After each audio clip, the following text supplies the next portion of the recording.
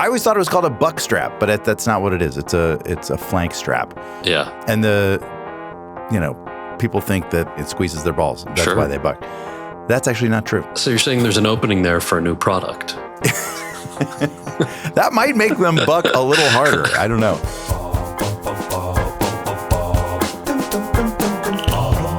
Hey there, I'm Ed Helms, and welcome to SNAFU. And I'm Kal Penn, and welcome to Here We Go Again. This week, we are here together doing a special joint episode of our shows because, hey, we're both funny guys who love history and storytelling, and you know what that means. It's synergy, people. It means synergy. First, I'm going to take you through a wild snafu about a town that decided to throw caution to the wind and secede from the Union way back in 1850, only to realize it would leave them a little thirsty or perhaps a little high and dry. And then I'm going to walk us through a discussion with journalist and historian Richard Kreitner about the continued and very recent secession movements today. Think about like Calexit or Texit or the Greater Idaho movement, which sounds like a brewery but really isn't. Let's see why this same shit keeps happening again and again and again. This really feels like synergy. This is like, it does, like I agree. Our podcasts, they merge so beautifully. I'm so excited that your podcast is finally out in the world. And I just think it's smart and terrific. I think you are smart and terrific. Thanks, and man. Full disclosure to our listeners, Kal is working with my podcast company, SNAFU Media, and I am an executive producer on his show. I ask all my guests on SNAFU, do you have any specific snafu from your life that you can tell us about? Oh, man. Can be huge, can be tiny. Doesn't matter. So many. There are so many. I'll tell you, for folks who don't know, I took a 2-year sabbatical from acting with the intent to always come back. Acting and performing is my first love. But I was the president's liaison to young Americans and Asian Americans and Pacific Islanders in an office called the Office of Public Engagement. Think of it as like an outreach office. And on my third day, the National Security Council. Are you in the White House? In the White House, in the actual White House. They add me to a massive email chain, and these email chains have like 100 people on them, real serious national security people in those days. And everything in government is an acronym, right? So like, for example, if you get an email from the National Security Council, it'll say National Security Council, and then any other time in the email, it'll just say NSC. And so they said, plus Kal. Kal, because you're the president's new liaison to the Asian American community, you should know about this delegation from the Philippines that's meeting at the White House. And the thing that you should know is about this terror group in the Philippines that you might get questions on. They're called the Moro Islamic Liberation Front. And then in parentheses, it just said MILF. And then the rest of the email, I'm not fucking with you. The rest of the email said, MILF is considered highly dangerous. MILF is known to recruit young men.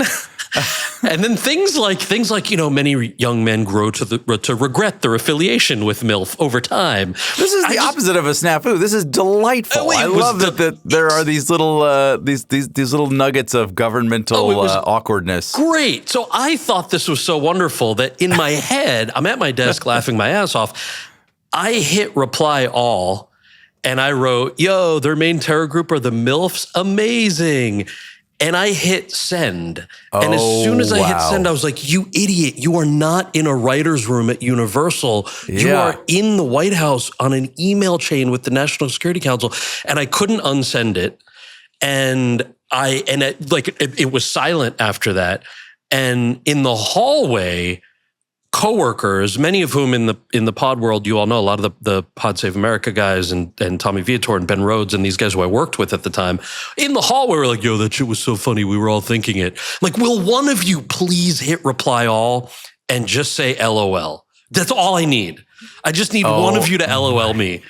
And they all were like, hell no, man, this is going to be a public record one day. I just don't want my name associated with you calling out the MILF thing. So that was one of my professional snafus. Oh my God, I love it. You know what? The only thing that would have made that snafu better is if Obama himself had like walked up into your office, like leaned against the door jamb and just been like, Kal, buddy, what the hell?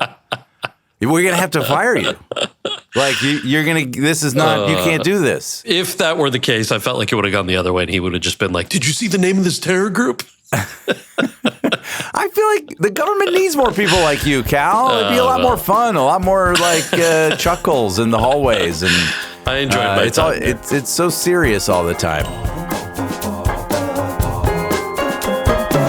All right, well, let's dive in because we have a great snafu today. I'm excited to tell you about it. We begin in California in 1849, and you know what that means. There's gold in them thar hills. The gold rush was in full swing. In fact, it was the largest mass migration in the history of the United States. By the mid-1850s, while roughly 100,000 indigenous people lived in California, the number of non-indigenous settlers ballooned from just a few hundred to over 300,000, a massive influx and a crazy impact on the region. Cal, any guess what the current population of California is? Oh, boy. 32 million plus or minus a Kardashian? That's a solid yes. It's 39.43 million. Okay. Yes, give or take a Kardashian or Hemsworth or two. One of the many boom towns that sprang up during the gold rush was founded by a mining company out of Wisconsin and led by a man named, wait for it, Captain Absalom Austin Townsend. Oh, hell yeah. I mean, come on, what a great name. I mean, if you met that guy today, he would 100% have a sideburn grooming kit, maybe a pocket watch, and definitely overuse the phrase, good sir. My name is Absalom, good sir. That's a wonderful, wonderful name. Great name. Now, this Captain Townsend, he had served under General Zachary Taylor during the War of 1832, and apparently Townsend was quite enamored with his General Taylor. I'm going to test your grade school memory here, Cal. Do you recall who Zach Taylor was or became? If memory serves, he was one of the non-MILF presidents. I cannot verify whether or not pre-MILF president. He was a MILF president, but that is correct. He was our 12th president. And he had a fun little nickname, Old Rough and Ready. I know that has a great backstory. It feels kind of kinky. I don't know. It sure does. Yeah. Feels just wrapped up in kink in a good way. So Captain Townsend decided what better way to pay homage to my boy Zachary than to name this newly formed town after him. To name the town Rough and Ready, which is a weird name for a town. Like usually towns don't have adjectives as their name, but I don't know. I guess they just sort of thought it was kind of baller. So if you overheard someone mention Rough and Ready, would you guess it was the name of a town? My first guess would have been like yours. I would have thought it would have been sort of like a kink thing. And the ready really signifies the sex positive nature of that. You're like rooting for the person because they're also ready, right? I feel like it could be like a monster truck rally or maybe like a cowboy themed swingers retreat. Sure. Oh, yeah. All right. Well, despite its odd name, Rough and Ready grew fast thanks to all that gold in them thar hills. But then came the foreign miners' tax, a state law that slapped non-U.S. citizens with a $20 monthly fee just to dig for gold. Most of those foreigners were Chinese and Latin American miners, and yes, this tax was discriminatory as hell. Now, here's the twist. Even though the tax didn't target U.S.-born miners, towns like Rough and Ready still hated it. Why? Well, because it drove away cheap labor, sparked conflict, and messed with the free-for-all gold rush hustle that they were all trying to cash in on. Plus, it planted the idea that any miner could be next in the government's taxation crosshairs. That will come to play later. Let's just say the good people of Rough and Ready were not ready to be roughed up by the tax man. So, Cal, this tax eventually was ruled unconstitutional, but it still stirred up a lot of anti-immigrant sentiment. And you worked in the White House. You've been in the political trenches. Why is scapegoating immigrants such a go-to move in American politics? It's easy for people who are insecure. And it's like if you look at what's happening today, it's way easier to blame immigrants for something that's happening in our own communities, like groceries are too expensive, or things feel less safe than they should be, or the cost of my doctor's visit is too high. It's very easy to blame immigrants and much harder to fix those problems. So if you look at generally, the people who are blaming immigrants don't have a plan on how to fix actual problems. And that's historically true as well. Well, their plan is to get rid of immigrants. Right, which is not going to fix the problem. Which doesn't actually address the problem. Yeah. I think you're exactly right. Being an immigrant is a very easy way to otherize someone, yes, or to label someone. And once you have that label, once that otherization is in place, then you just start tacking on all the things, all the problems. And the other tragedy of that is, it's perfectly reasonable for reasonable people to talk about levels of immigration and types of immigration. Every country does that. And the real ways that immigration affects communities and affects. All totally fair things to do. But when people scapegoat immigrants and don't solve our own problems at home, it then robs us of the opportunity to actually have the real conversations we should be having about these things. Amen. Here's where things really go off the rails. Next, the government tried to slap on a new general mining tax that applied to everyone, no matter where you were from, just like they were afraid of. And they also suddenly tried to ban alcohol. By the way, just to clarify, this was a full 70 years before the federal alcohol ban in the 1920s and 30s.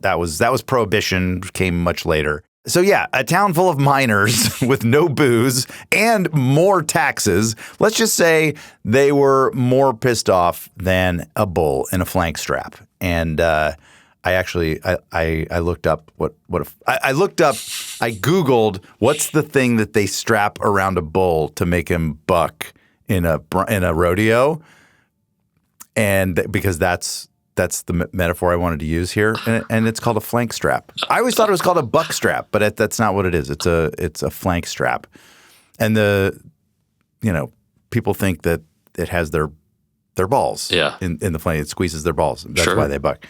That's actually not true. No? That's an urban myth or a rural legend. So you're saying there's an opening there for a new product? That might make them buck a little harder. I don't know. But no, it's just an irritant, and it makes them want to get it off, and that's why they buck. So, Kal, we've got new taxes. We've got an alcohol ban. We've got a lot of dusty, angry miners. What do you think they're going to do? Every time you say that it's a town full of miners or dusty, angry miners who can't drink alcohol, I picture a bunch of 12-year-olds who are just fighting with each other over beer that doesn't exist. Yes. That's basically, that's what they're reduced to, essentially. Yeah, right. I mean, I would imagine some sort of uprising, some sort of let's change this immediately. They want to secede.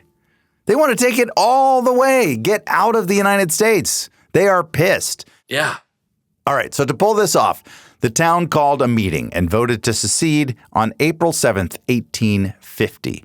They even sent official, quote-unquote, official paperwork to Washington, D.C. and renamed their brand new nation, drumroll please, the Great Republic of Rough and Ready. Oh. Which, I mean, is kind of a cool flex. I feel like that's a good name. I wouldn't mind if the United States was the Great Republic of Rough and Ready. It's a good brothel name.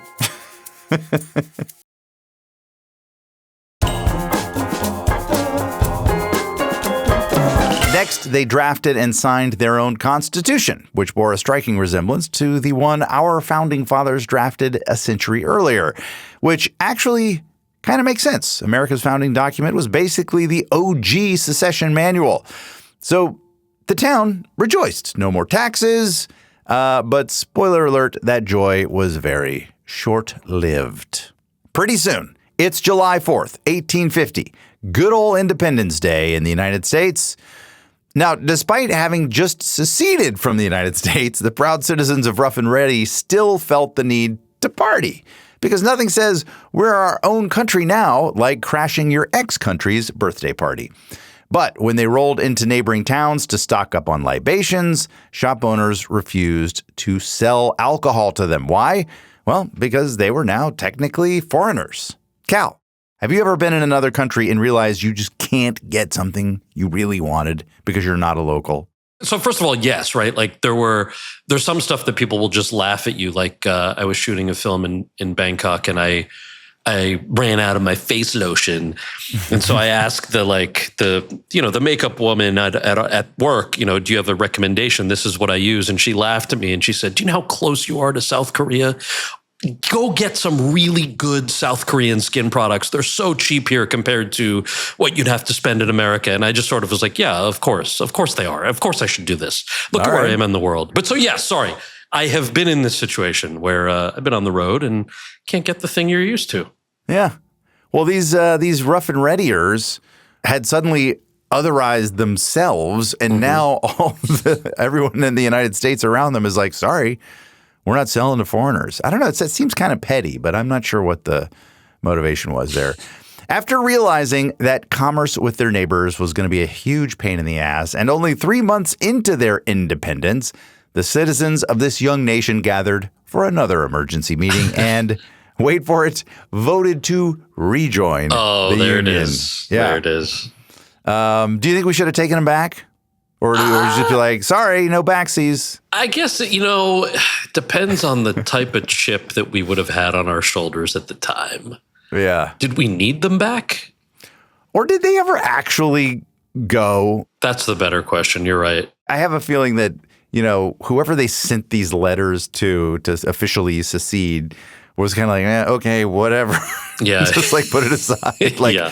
Okay, guys, whatever you need to tell yourselves, but you're still like literally a tiny little dot in the middle of the United States. Yeah, you got to take them back. You got to set the precedent. It makes people know full circle. They tried it, didn't work. Let's move on. Anywho, after a few swift signatures, they were back in the Union. Apparently, in the Wild West, you could form or dissolve entire nations with just a little bit of paperwork. So today, the town is still kicking with a whopping population of 659 as of 2023. In fact, we found a flyer online for a Secession Day celebration that includes a chili cook-off and an article touting a reenactment play being performed. Would love to see that, actually. Seems like the townspeople remain proud of their quirky history. Can I propose something? Yes. Can we audition for that play next year? Yeah, this feels like a Waiting for Guffman type movie. Yeah, like what if we just did the play? We need to make this movie, Cal.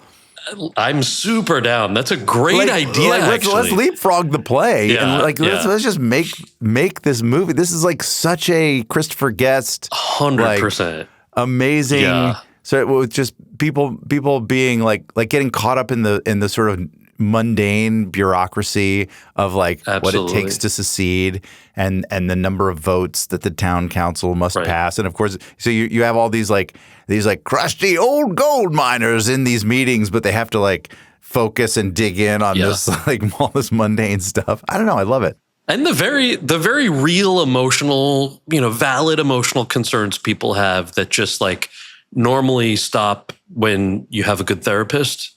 But instead then become this whole other thing when you're not checking yourself. Uh-huh. There it is. That is the story of Rough and Ready, Kal Penn. Any major takeaways? Any thoughts, reflections? Couple of big takeaways. One, very interesting, obviously, which is why you wanted to tell us the story, and I appreciate that.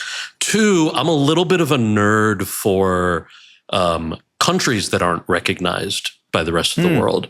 There's one called Transnistria, which is sort of between Moldova and Romania, that has a really fascinating history, especially now with the Russian aggression against Ukraine. And obviously there are tons of countries like this, or places that are not fully designated countries, but oftentimes they have their own currency, their own leadership, their own military.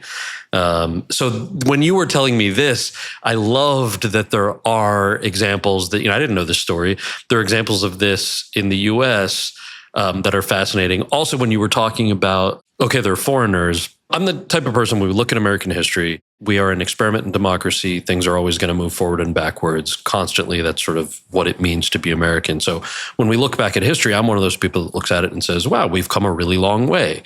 And so I don't necessarily think that teaching accurate history means that we should feel shame. I think the opposite. We've come so far. Oh, amen. Right. That we look back and say, wow, this was super bad that we did this. It's great that we're not that way anymore. We should feel proud that we're not that way anymore. Exactly. So it weirds me out when people don't feel that way. And it really weirds me out when people are caught up with celebrating the Confederacy because it was a foreign country. So it's not to say that we shouldn't learn our history. And if you personally are proud of relatives who had a role in that, more power to you, even if I may disagree. But the obsession with teaching it as though it's American history is incorrect factually because it was a foreign country. Right? So when you were talking about all this stuff, it reminded me of how that affects today. Right, exactly.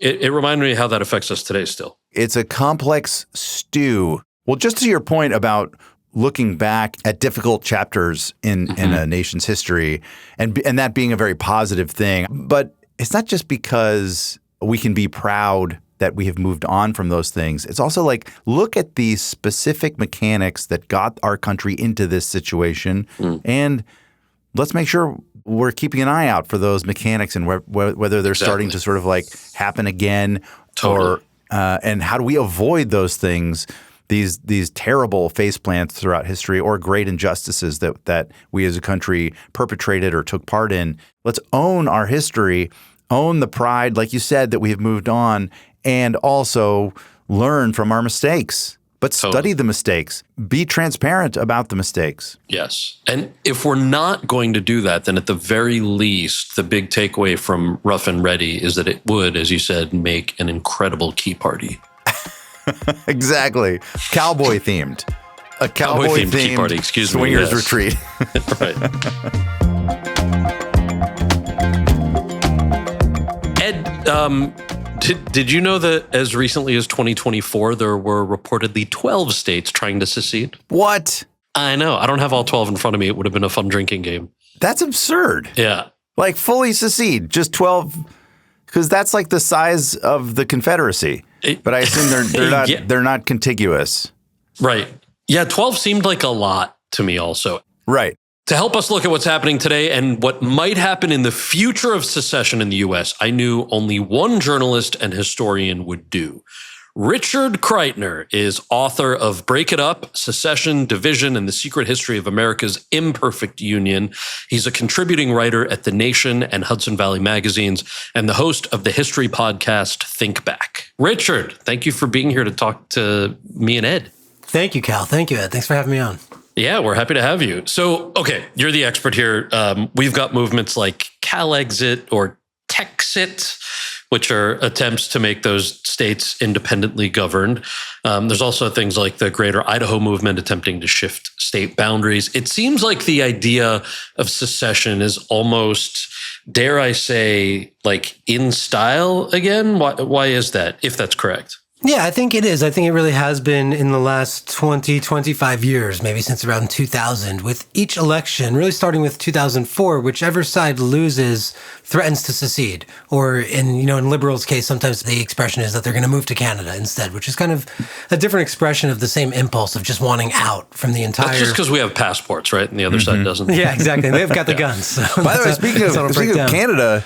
The Quebecois, that's been a huge secession movement forever. Yeah. Yeah, absolutely. Just throwing that in the mix. Yeah. You mentioned Greater Idaho. There's different kinds of movements. There's Calexit, which wants to actually take all of California and leave the United States. And then there's Greater Idaho, which wants to take some counties from Eastern Oregon and add them to Idaho. Or downstate Illinois wants to secede from Chicago and, separate themselves. So there's two different types of movements. You mentioned there's 12 states that have secession movements. I'd be surprised if some of them had 12 people in them, but there's other ones like New Hampshire where this like libertarian type of politics really defines the state, and has for a long time. So there's movements of varying degrees of seriousness, but what's unmistakable is this growing trend in the last 20 to 25 years after each election of the sore losers kind of falling back on this as a last resort. And what are those proponents, the serious ones, not the ones that don't have very many people, but the serious ones, what do they hope to get out of seceding? I know it goes beyond the taxation that Rough and Ready was facing in 1850. And I'm also wondering is it about states' rights? Some of these states that you mentioned, the state governance is quite different between them, right? Yeah, sure. Well, let's take California. That's a state that sends more money to the federal government than they get back in expenditures. And Gavin Newsom, the governor, in his recent clash with Trump in the spring, actually threatened to withhold tax revenues from the state to the federal government, which would be the beginning of some kind of secessionist movement. And a lot of people there see that California only has 2 senators for their population of something like 40 million people, whereas Wyoming has the same 2 senators for a population of like 600,000 people. Yeah. Which is wildly disproportionate. So they see that they don't get enough sway as they should in the legislature. I want to ask Ed this too, because I know he does work with a great group called Represent Us, which protects democracy. So do you think the polarization of recent years is influencing the desire to secede? I definitely think so. It's also part of that sort of long-held American ethos of individualism. And it still, I think, speaks to a kind of like hunker down, protect mine, get my crew together mentality. Polarization really is rooted in a kind of fear, and that all of this stuff is a kind of fear of like interdependency and collectivism, and not all unjustified. I mean, there are some liabilities that come with a giant country that has a sort of more collective form of governance. But I think the polarization and this sort of need to secede are part of the same mentality. Yeah, I completely agree. I think that this idea of seceding or individualism, not wanting to be a part of some kind of larger structure, is really baked into the American thing from the beginning. At the very beginning of my book, I show how reluctant American colonists were to form a union in the first place. They wanted nothing to do with one another. And that's really all they had in common with each other, was this desire for independence. And then we joined together to form a country, the very awkwardly named United States of America, which really spoke to more what they wanted to happen rather than what was actually already existing in 1776, because it was the only way that they could declare independence from Britain. So anytime that our politics gets really heated, as it is in this current moment, as it was, before the Civil War, Americans are going to turn to this idea of independence. The Declaration of Independence is a secessionist manifesto as the kind of remedy for any ills that they see in the country, especially when it's being governed by people who they see as their total political enemies. I love manifesto. It makes it sound so charged. It was. It was. Yeah. And it was violent too. Can you give us a 2-minute primer on something? So I'm curious about the legalities surrounding secession from the country, namely the court case Texas v. White, which was, I think, 1869, that deemed it unconstitutional. So what's the deal with that, and then what's the legality today? Yeah, I'm maybe a bit of an outlier on people who study this question, because I don't give a lot of weight to that court case, which was basically an attempt to kind of wrap up all the loose ends of the Civil War and be like, oh, by the way, it's not only that we beat you on the battlefield, but it's also unconstitutional. So it was a way to kind of accomplish judicially what they'd already done militarily. It was what's called dicta in the legal profession. It's something that the court wasn't actually being asked to comment on. They were just like, oh yeah, by the way, also secession is illegal. I'm going to put a dick to your face. Say it again. Nothing. It's not clear to me that more than a century and a half later, that's going to carry much weight if Texas or California or both, choose to get up and go. I know I said I wanted to ask you about California again. So then given that, I know that case doesn't hold a whole lot of weight for you, but how are these movements, the serious ones, right? The ones that are getting on the ballot, like in California, there's a ballot measure aimed for 2028. So what happens after that potentially? The ones that are taken a little more seriously. And I guess the second part of that question too, for California, if I understand correctly, it's still the world's 5th largest economy, right? If you remove that from the US. So they could conceivably actually live on their own with their own fully functioning everything. Yeah, possibly. It's not clear that they would still be the 5th largest economy if they, were detached from everything that being part of the United States gives you, which at least to now has been like fairly good things. So what happens after that is kind of anybody's guess. A lot would depend on what the federal government chose to do. Republicans might have every reason to say, forget you, we'll never lose another presidential election without California's however many electoral college votes. That's always in their power. I somehow don't see that. Trump seems to already be pretty interested in sending troops to California. Yeah. And I think it would probably get a lot messier than the people who back those initiatives tend to suggest. Yeah, I mean, the right always is very happy to take all this blue state tax money and pour it into red states, as you mentioned earlier, right? Red states as a whole don't generate a whole lot of federal tax dollars for federal programs. Yeah, and they're also is that correct? Is that fair to say? That is fair to say, generally, okay. Yes. And they're also very happy to talk about secession themselves when Obama was in power or when Biden was in power. But as soon as it flips, secession is treason, and Trump should crush him with all prejudice. Sure. You know? And you live in California, right? Oh, yeah. Is this has this actually come up? Like, aside from the we're bummed about the election, or the real horrors of what the president's doing with ICE, especially in LA? Yeah, I think there's a lot of sort of seething contempt and resentment for the way that the federal government is kind of jumping into Los Angeles and pushing people around, and obviously these ICE raids, which were sold to us as a way to just get rid of criminals, and is clearly not that. And it's been insanely disruptive and created a lot of fear and confusion in so many communities. That has people sort of joking about, like, shouldn't we just get out of here? I don't take any of it very seriously, but I think it's coming from a visceral place of frustration and a feeling that, like, the federal government may not really have our back right now. I mean, that's what Brexit was too, as well. Before Trump everybody was like, there's no way this is going to happen. And that itself was a secession referendum, which actually had teeth into it, in it, because it was binding, which none of these ones are. It's simply an expression of discontent if California votes to leave. Only then would it really come to pass.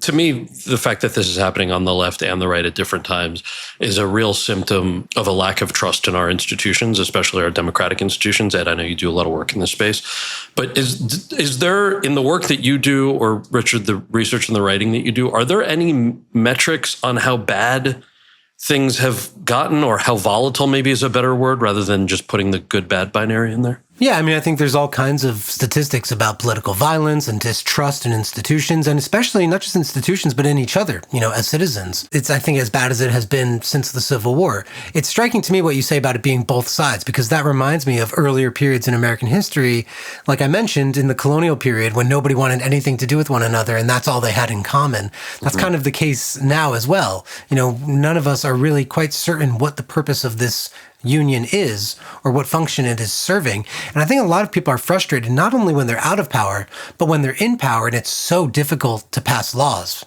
Partly because of the filibuster, partly because of, poor representation. We've become a little bit of an ungovernable country, and that's growing frustrating for both sides. Yeah, and on that metric question, I mean, there was a famous Princeton study that showed that public sentiment around a given cause or policy had a statistically non-existent effect on whether or not that policy would become a law. And when that's the reality of how the government is functioning, of course, it's incredibly alienating for so many people, and there's so much frustration and I think a legitimate distrust in some institutions. Congress right now deserves a lot of scrutiny and a lot of distrust.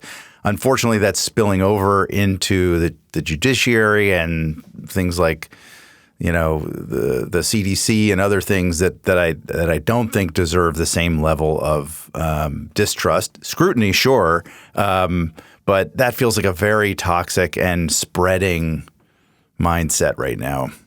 Mm-hmm. Yeah, the politicization of what should be independent branches or agencies is very jarring.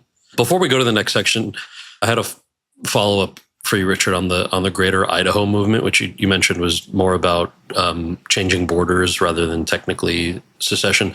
I assume that's still quite difficult and unlikely. Is that the case? Is it more feasible? And if those folks actually won, what does that winning mean, and what's the mechanism in which it could occur? Yeah, the Greater Idaho Movement is advocating the transfer of some number of counties, I couldn't tell you exactly how many, something like 10, from eastern Oregon, which is the eastern side of the Cascade Mountains that really divide Oregon into a kind of lusher, bluer, more progressive western part and a more dry and much more conservative eastern part that's very rural. And in fact, a lot more like Idaho, which is right next door.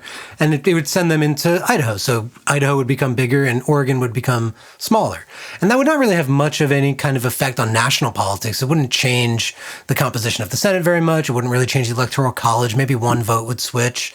But the constitutional mechanism for it happening is a little bit easier than seceding from the United States, which is super dubious and led to a massive civil war last time. In this case, it would need the assent of both Idaho, which has already granted it, I believe, or at least looked at it and I think is supportive, and Oregon, which is dominated by Democrats and is much less willing to lose something like 1/3 of their territory. And then the United States Congress would also need to sign on. So it's pretty far-fetched. It's unlikely, but it's not inconceivable that it could be part of some larger package that, admits DC or Puerto Rico or something as a state in exchange for moving borders around in this way. And I think it fundamentally reflects the same kind of discontent with the way the lines have been drawn on the map and the way that things have worked for generations that Calexit and Texit also suggest. Okay, so that's what was happening with secession right now. When we're back, let's talk about the future of this imperfect union. America, you mentioned this, Richard, very eloquently, much more than I could ever say, is a nation born out of secession from Great Britain. So I get, in my liberal nation reading, blah, blah, blah, why some people might think that it's possible or even viably revolutionary to consider secession. What would you both tell those people? Ed, I'm curious also, given your democracy work. Read the Declaration of Independence, read the Constitution, and remind yourself why this incredible experiment that is the United States is so special. And that if we double down on what those documents say, then we can be pretty great. I think what's happened is that a lot of our institutions have degraded over time. A lot of what Represent Us does is fight corruption. I would say don't give up on the United States. There's something really incredible and special here, and we just need to fix some of what's broken. To me, what the Declaration of Independence says is that when your government, when your system gets corrupted, when it starts getting degraded, and your government begins attacking your rights to life, liberty, and the pursuit of happiness, you have the right to alter or abolish that government, and one way of doing that is secession. I think this should be an option of last resort, not first resort, which is what kind of differentiates me from the people who are for Calexit, in 2025. I think we're absolutely not there yet. And I would say to those people, keep your powder dry, keep this in mind. This is a truly, classic kind of American story as much as anything else is. This idea of secession. It's not just the Confederates.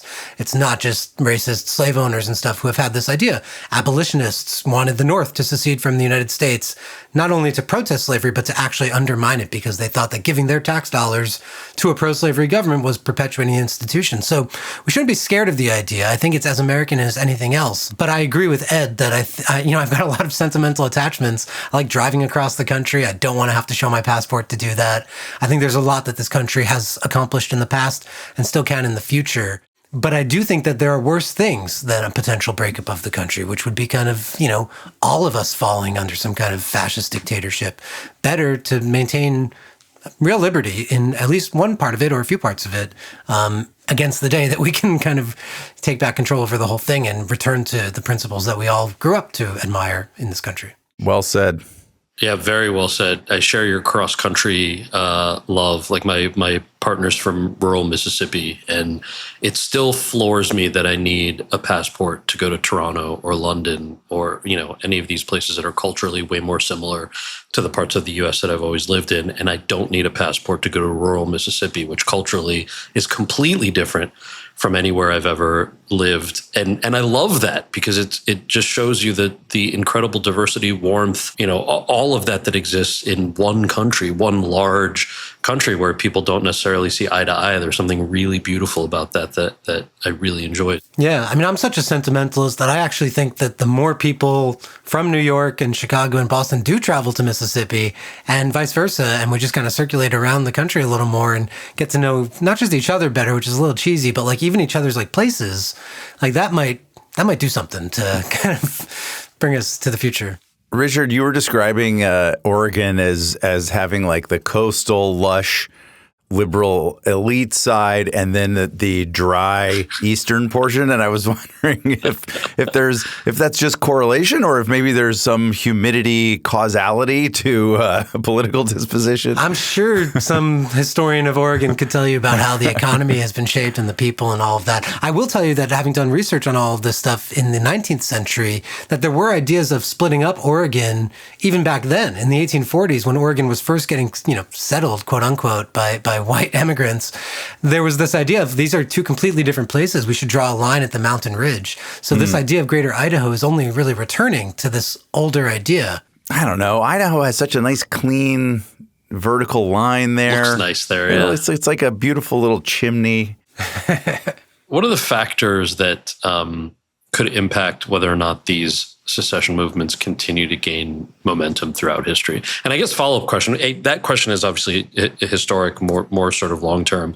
But in the states that we talked about, are there any serious contenders in the next 5, 10, 20 years? I would say California and Texas seem like the most likely contenders. They're the biggest states, by land, at least in the lower 48. I think they can make the most plausible case about going it alone, even though, as I said before, I think both cases are kind of dubious.